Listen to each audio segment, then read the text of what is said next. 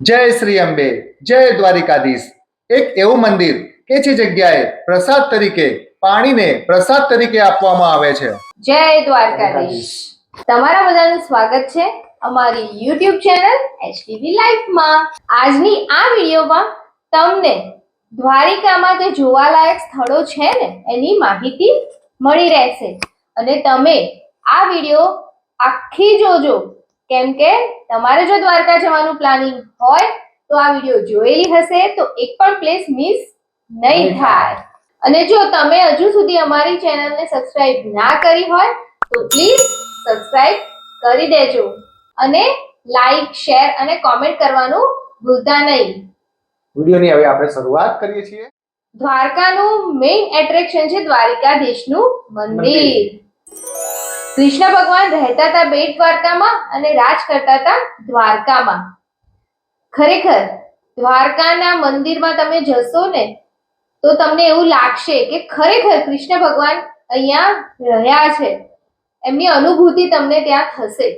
અને હા મિત્રો, દ્વારકાધીશના મંદિરમાં જાઓ ત્યારે મંદિર ખુલવાનો અને બંધ કરવાનો સમય એટલે કે દર્શનનો સમય ચોક્કસ જોઈને પછી જ જજો, નહીં તો તમારે બહુ લાઈનમાં ઊભું રહેવું પડશે.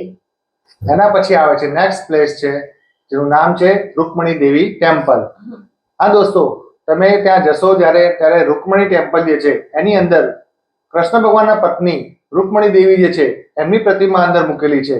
દોસ્તો, તમને કદાચ સવાલ પણ થશે કે કૃષ્ણ ભગવાનનું જે દ્વારિકાધીશ જે મંદિર છે, મેઇન મંદિર, એની અંદર કૃષ્ણ ભગવાન અને રૂકમણી દેવીની બંનેની સાથે પ્રતિમા નથી.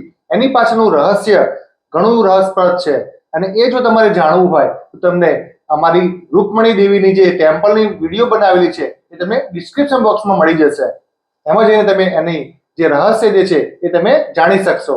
અને હા દોસ્તો, આ એ જ ભૂમિ છે કે જે જગ્યાએ કૃષ્ણ ભગવાને રૂકમણી દેવીને તરસ લાગતા પાણી પીવડાવવા માટે પોતાના અંગૂઠા વડે ધરતી ઉપર પગ મારીને એમાંથી ગંગાને પ્રગટ કરી હતી. અને એ જ સમયે દુર્વાસા ઋષિએ એમને શ્રાપ આપ્યો હતો. એ શ્રાપ શું હતો, આ બધી વસ્તુ માહિતી તમને અમારી જે વિડીયો જે છે રૂકમણી દેવી ટેમ્પલની અંદર એ તમને જાણવા મળી જશે. અને હા, દ્વારકાધીશના દર્શન કરતા પહેલા ગુમતી ઘાટ તો અચૂક જવું પડે. ત્યાં આપણા પગ ધોઈ અને દ્વારકાધીશના દર્શન કરવા જવાનું. અને હા મિત્રો, ગુમતી ઘાટ પર નાના મોટા બહુ જ બધા મંદિર છે, બધાના તમારે દર્શન કરવાના. અને હા મિત્રો, ગોમતી ઘાટ એ જ જગ્યા છે કે જ્યાં ગોમતી નદી સાગરને મળે છે. અરબ સાગર અને ગોમતી નદી બંનેનું ત્યાં સંગમ થાય છે. હા. અને દોસ્તો, તમને ખબર છે આ જે સંગમ જે થાય છે એ જગ્યાએ કયું મંદિર આવેલું છે? શ્રી સંગમ નારાયણ મંદિર. આ દોસ્તો, એક કોર્નર ઉપર જ જે જગ્યાએ ગોમતી નદી અને અરબ સાગર બંનેનો મિલાપ થાય છે એ જગ્યાએ જ આ મંદિર આવેલું છે. હા, બરાબર. અને ગોમતી ઘાટ ઉપર બીજું પણ વસ્તુ જોવાલાયક છે. શું છે? સુદામા બ્રિજ. હા, સુદામા બ્રિજ. એનું પણ તમને લોકોને ખૂબ સુંદર એવો વ્યૂ ત્યાંથી તમને જોવા મળી જશે. અને એની ગોમતી ઘાટની તમે ક્રોસ કરીને સામેની બાજુ જશો તો ત્યાં પણ શું છે? પાંડવો, 5 પાંડવોના કુવા કે જ્યાં તમે ત્યાં દર્શન કરવા પણ જઈ શકો છો. આખા દ્વારિકાની અંદર મીઠું પાણી કોઈ જગ્યાએ નથી, કારણ કે દરિયો છે, પણ આ જે 5 કુવા જે છે એની અંદરથી મીઠું પાણી તમને લોકોને મળી જાય છે. સવારે તમે દ્વારકાધીશના મંદિરના દર્શન કરી લો, ગોમતી ઘાટ પર જઈ આવો, રૂકમણી મંદિર જઈ આવો અને સાંજનો પ્લાન શું હોય? બીચ પર જવાનો. શિવરાજપુર બ્રિજ પર જતું રહેવાનું. કે જે જગ્યાએ તમે લોકો પોતાના ફેમિલી સાથે પણ ત્યાં તમે અંદર જઈ શકો છો. અને ત્યાં 30 રૂપિયા ટિકિટ હોય છે અને એની અંદર નાહવાની ખૂબ જ મજા આવતી હોય છે. અને નાના નાના ભૂલકાઓને તો ખૂબ જ મજા પડી જતી હોય છે. હા, બાળકો ત્યાંથી બહાર નીકળવાનું નામ જ નહીં લેતા. એના પછી નેક્સ્ટ પ્લેસ આવે છે બેટ દ્વારકા. હા દોસ્તો, દ્વારકા જાઓ અને જો બેટ દ્વારકા ના જાઓ, જે તમારી આ યાત્રા જે છે એ પૂરી ના થાય. અને ત્યાં બેટ દ્વારકા જે છે કહેવાય છે કે કૃષ્ણ ભગવાન ત્યાં રહ્યા હતા અને દ્વારકાની અંદર પોતાનો વહીવટ કરતા હતા. આ બેટ દ્વારકા જે છે એ જગ્યાએ સુદામા પણ ત્યાં એમને કૃષ્ણ ભગવાનને મળવા માટે આવ્યા હતા. અને જ્યારે એ મળવા આવ્યા હતા ત્યારે પોતાની સાથે ચોખા લઈને આવ્યા હતા. એટલે દોસ્તો, આ જે બેટ દ્વારકા જે છે એ જગ્યાએ ચોખાને ચડાવવાની માન્યતા હોય છે. અને જો ત્યાં તમે ચોખા ચડાવો ને તો તમારા ઘરમાં કોઈ દિવસ ખૂટે જ નહીં. હા, અન્ન તમારા ઘરે ખૂટે ખૂટે જ નહીં એવી માન્યતા છે. અને ત્યાં દોસ્તો તમને લોકોને પ્રસાદીમાં પણ ચોખા જ આપવામાં આવતા હોય છે. હા, તમે બેટ દ્વારકાની ઇન્ફોર્મેશન તો આપી દીધી પણ મેઇન એટ્રેક્શન તો કયું જ નહીં. બેટ દ્વારકાની ઇન્ફોર્મેશન આપી પણ ત્યાં જવાનું કેવી રીતે? હા દોસ્તો, અત્યારનું જે લેટેસ્ટ જે મેઇન પ્લેસ જે છે દ્વારકાની અંદર કે જે ખૂબ જ લોકોને ત્યાં એટ્રેક્ટ કરે છે એ છે સુદર્શન સેતુ.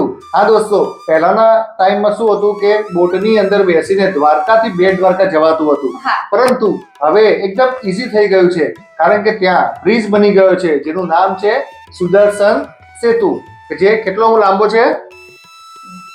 2.32 કિલોમીટર લોંગ છે. ઇન્ડિયાનો સૌથી લાંબામાં લાંબો કેબલ સ્ટેટ બ્રિજ બનાવવામાં આવ્યો છે. અને દોસ્તો, આ બ્રિજનું મેઇન એટ્રેક્શન શું છે ખબર છે તમને લોકોને? ત્યાં ખરેખર ફોટોગ્રાફી એટલી સરસ આવે છે અને ત્યાં તમે ઊભા રહેશો ને તો તમને એવું લાગશે કે ખરેખર તમે ઇન્ડિયામાં નથી, કોઈ બહારની કન્ટ્રીના હા. બ્રિજ પર ઊભા છો. ત્યાં લોકો ફોટોગ્રાફી અને વિડીયોગ્રાફી માટે ખૂબ બધા લોકો જતા હોય છે અને અત્યારની જનરેશન તો મેઇન ત્યાં જઈને ખૂબ એન્જોય પણ કરતી હોય છે. અને ત્યાં જાઓ તમે રીલ્સ ના બનાવો એવું તો બને જ નહીં. દોસ્તો, આની પૂરેપૂરી ઇન્ફોર્મેશન જોતી હોય તો એની પણ આપણે લિંક તમને હું ડિસ્ક્રિપ્શન બોક્સની અંદર આપી દઈશ. આ સુદર્શન સેતુની સંપૂર્ણ માહિતી તમને લોકોને એની અંદરથી વિડીયોમાંથી મળી જશે. એના પછી નેક્સ્ટ પ્લેસ છે ભડકેશ્વર મહાદેવ મંદિર, કે જે મારું ફેવરિટ પ્લેસ છે. હા દોસ્તો, આ જગ્યાએ તમે દ્વારકામાં જાઓ છો તો ટાઈમ કાઢીને ખરેખર આ પ્લેસ પર જરૂરથી જજો, કારણ કે આ જે છે પ્લેસ એ ભડકેશ્વર મહાદેવ એટલે કે સ્વયંભૂ શિવલિંગ છે અને એ પણ છેક દરિયાની વચ્ચે આવેલું છે. અને હા દોસ્તો, ત્યાં જે તમે જાવશો તો ઇવનિંગ વખતે તમને ત્યાં સનસેટ પોઈન્ટ પણ જોવા મળશે અને ખરેખર આ પ્લેસ પર દરિયાના મોજા જે આવતા હોય છે ને એને જોવાની તો વાહ વાહ બહુ જ શું મજા વ્યૂ પડે. છે દોસ્તો. ખરેખર આખું દ્વારકાની અંદર સારામાં સારું પ્લેસ મને લાગતું હોય તો આ પ્લેસ છે. અને તમને લોકોને કયું પ્લેસ સારું લાગે છે તમે કોમેન્ટ બોક્સમાં જરૂરથી લખજો. દ્વારકાની અંદર આવો તો આ જગ્યાએ જરૂરથી આવજો. જય શ્રી અંબે, જય દ્વારકાધીશ. દ્વારકાનું આ બ્યુટીફુલ પ્લેસ જો તમે મિસ કર્યું છે તો દ્વારકાની ટૂર અધૂરી કહેવાય. 5000 વર્ષ જૂનું એક એવું શિવલિંગ કે જેની પર દરિયાદેવ પણ ખુદ જળ અભિષેક કરે છે. અત્યારે એકદમ પ્રોપર ઊભો છું, તમે જોઈ શકો છો. અને મારી પાછળ એક્ઝેક્ટ ખૂબ જ મોટું એવું શિવલિંગ જોવા મળી રહ્યું છે શંકર ભગવાનનું. દોસ્તો, આ જે મંદિર જે છે એ દ્વારકાધીશનું જે મંદિર છે ત્યાંથી 1.5 કિલોમીટર દૂર છે. દોસ્તો, તમે મારી પાછળ જોઈ રહ્યા છો દરિયા અને આ મોજા જે છે ખરેખર ખૂબ જ સુંદર રીતે આમ ઉપર આવી રહ્યા છે. શંકર ભગવાનની ત્રીજી આંખ કહી શકાય, એનું એકદમ મસ્ત એવું બનાવેલી છે અને બાજુમાં ધજા ફરકી રહી છે. દોસ્તો, લોકવાયકા મુજબ કહેવામાં આવે છે કે 5000 વર્ષ પહેલા અરબ સાગરમાંથી એક સ્વયંભૂ શિવલિંગનું પ્રાગટ થયું હતું. જે સામે તમે જોઈ રહ્યા છો મંદિર, એનું નામ છે ભડકેશ્વર મહાદેવનું મંદિર, કે જેની ઉપર આ મંદિર બનાવવામાં આવ્યું છે. હવે એ પણ તમને લોકોને જણાવી દઉં કે આ ભડકેશ્વર મહાદેવનું મંદિરનું નામ ભડકેશ્વર મહાદેવ કેવી રીતે પડ્યું છે. આપણી ગુજરાતી ભાષામાં એક ભેખડ એટલે આજે તમે સામે જે જોવા મળી રહ્યું છે દરિયાની અંદર પથ્થરની ઉપર આખો ભેખડ બનેલી છે. દોસ્તો, દરિયાની અંદર પથ્થરોથી આ એક ટેકરો બની ગયો છે, એને કહેવામાં આવે છે ભેખડ. એટલે ભેખડ ઉપર જે શિવલિંગ મળ્યું હતું એટલે એનું નામ પાડવામાં આવ્યું છે ભડકેશ્વર મહાદેવ મંદિર. અને દોસ્તો, અહીંયાની ખાસ વાત એ છે કે મોન્સૂન વખતે એટલે કે જૂન જુલાઈ મહિનાની અંદર આ જે સમુદ્ર જે છે એની અંદર આ આખું મંદિર એ દરિયાની અંદર સમાઈ જતું હોય છે. આપણે આ જઈ રહ્યા છીએ રસ્તા ઉપર, આખો રસ્તો પાણીથી ભરાઈ જતો હોય છે. મંદિરની આખું પરિસર દરિયાદેવથી સમાઈ જતું હોય છે અને એ વખતે એવી સ્થિતિ થઈ જતી હોય છે કે જાણે દરિયાદેવ ખુદ શિવલિંગના જળ અભિષેક કરવા માટે આવ્યા હોય. હવે તમને સામે મંદિર દેખાઈ રહ્યું છે, તમે જોઈ શકો છો કે જે મંદિરનો જે શેપ જે છે એ શિવલિંગનો બનાવેલો છે અને ખૂબ સુંદર એવું મંદિર લાગી રહ્યું છે. અને દોસ્તો, કહેવાય છે કે આ જે મંદિરની અંદર જે શિવલિંગ જે છે એ સ્વયંભૂ પ્રગટ થયેલું હતું અને કહેવાય છે કે કૃષ્ણ ભગવાને પણ આ જગ્યાએ આવીને દર્શન કર્યા હતા શિવલિંગના. હવે દોસ્તો, તમને લોકોને સામે જે ગેટ દેખાઈ રહ્યો છે એ છે દ્વારકાનો સનસેટ પોઈન્ટ ગેટ. ગેટની અંદર એન્ટ્રી લેતા બંને સાઈડ તમે જોઈ શકો છો ખૂબ સુંદર એવી બેસવા માટેની વ્યવસ્થા કરવામાં આવેલી છે. અને ઇવનિંગ વખતે અહીંયા ખૂબ જ મોટી સંખ્યામાં લોકો અહીંયા આવે છે અને અહીંયા સનસેટ પોઈન્ટનો એન્જોય કરે છે. દ્વારકામાં મુખ્ય 2 પોઈન્ટ છે સનસેટ માટેના, એક છે શિવરાજપુરી બીચ અને એક આ બીચ. અને તમે લોકો જો અહીંયા સનસેટ પોઈન્ટ માટે આવો છો તો અહીંયા તમને સનસેટ પોઈન્ટ જોવા મળવાનો જ છે, પરંતુ સાથે સાથે ભડકેશ્વર મહાદેવના દર્શન પણ તમને લોકોને અહીંયા જ થઈ જવાના છે. આ જે પોઈન્ટ જે છે એ સનસેટ પોઈન્ટ પણ કહેવામાં આવતો હોય છે, એટલા માટે અહીંયા ઇવનિંગ વખતે ખૂબ જ મોટી સંખ્યામાં ભાવિ ભક્તો અહીંયા આવતા હોય છે અને એ સમયે અહીંયા આરતી પણ થતી હોય છે. તો ખરેખર દોસ્તો આ જગ્યાએ આરતીનો લાભ પણ લઈ શકાય છે અને સનસેટ પોઈન્ટ પણ જોઈ શકાય છે. અને આ એકદમ ખૂબ સુંદર એવું બ્યુટીફુલ પ્લેસ જે છે કે જ્યાં દરિયાના મોજા વહેતા હોય છે અને ઠંડો ઠંડો પવન પણ આવી રહેતો હોય છે. ખરેખર આ જગ્યા ખૂબ જ સુંદર એવી છે. તમે મારી પાછળ અહીંયા તમે જુઓ ત્યાં સામે બી તમે જે જગ્યાએ લાઇટ હાઉસ દેખાઈ રહ્યું છે સામેની તરફ,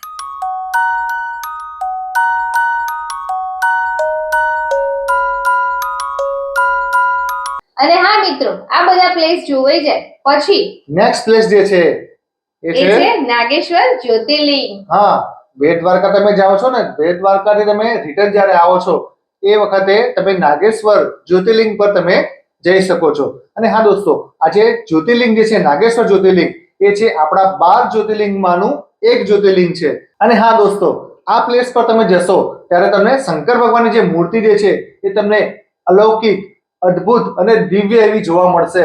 અને એ મૂર્તિ જે છે એ ધ્યાન મુદ્રામાં જાણે શંકર ભગવાન બેઠેલા હોય એમ એની પ્રતિમા જોવા મળતી હોય છે. ખરેખર એને જોઈને તો ખૂબ જ દિલ એકદમ ખુશ થઈ જતું હોય છે. ઓમ નમઃ શિવાય. ઓમ નમઃ શિવાય. આપણા જે આ 12 જ્યોતિર્લિંગ છે એમાંનું આ એક સુપ્રસિદ્ધ જ્યોતિર્લિંગ છે. અને આની વિડીયો પણ તમારે જો સંપૂર્ણ જોવી હોય, એના વિશેનો એટલે કે એનો ઇતિહાસ વિશે જાણકારી મેળવવી હોય તો એની પણ વિડીયો આપણે બનાવેલી છે. તમને ડિસ્ક્રિપ્શન બોક્સની અંદર તમને જોવા મળી જવાની છે. આના સિવાય ઘણા બીજા પ્લેસીસ પણ છે, જેવા કે ગોપી તળાવ, સ્વામિનારાયણ મંદિર પણ છે.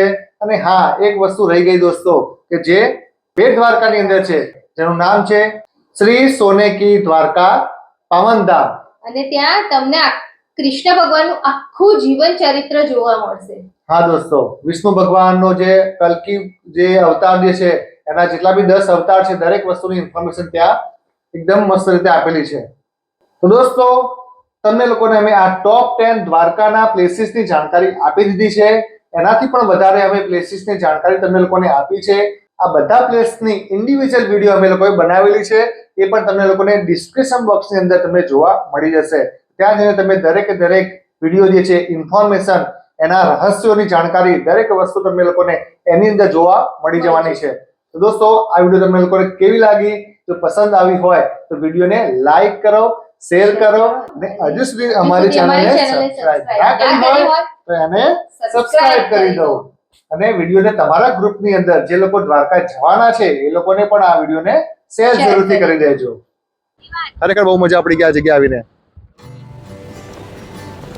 મસ્ત જગ્યા. શું કહેવાનું?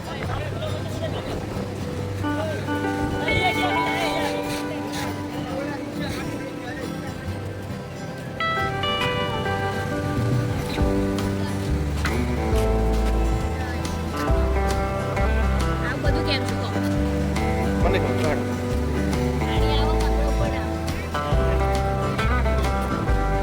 ઉતરી રહ્યા.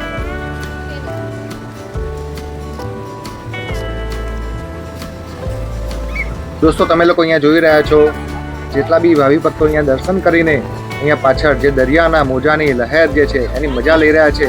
અને આ પોઈન્ટ ખરેખર ફોટોગ્રાફી માટે બેસ્ટ છે. લોકો ફોટોગ્રાફી લઈ રહ્યા છે અને એન્જોય કરી રહ્યા છે આ પલની. અને હવે અમારી વારી, અમે પણ એન્જોય કરી લઈએ. દર્શક ખુદ કો મરા દે રહે જો. આઈ સાથ में લાંબા કરો બને ના.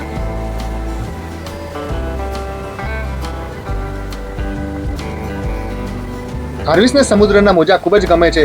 એ શિવરાજપુરી બીચની અંદરથી બહાર જ નતો નીકળતો અને ખરેખર ખૂબ જ મજા પડી ગઈ છે પાણીની અંદર.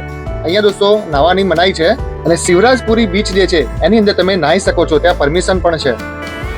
દોસ્તો, તમે લોકો જો મારી ચેનલને સબસ્ક્રાઇબ ના કરી હોય તો યાર પ્લીઝ યાર, આટલી મસ્ત વિડીયો તમારા માટે બનાવી છે તો તમે સબસ્ક્રાઇબ જરૂરથી કરી દેજો, વિડીયોને લાઈક કરો અને શેર જરૂરથી કરી દેજો.